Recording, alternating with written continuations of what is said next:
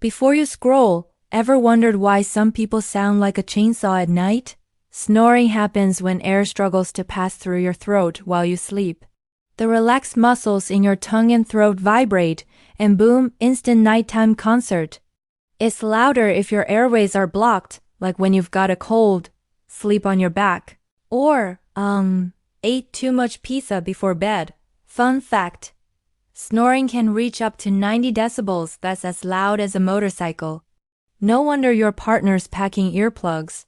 So next time someone snores, don't be mad. Subscribe for more weird body secrets that'll keep you up tonight.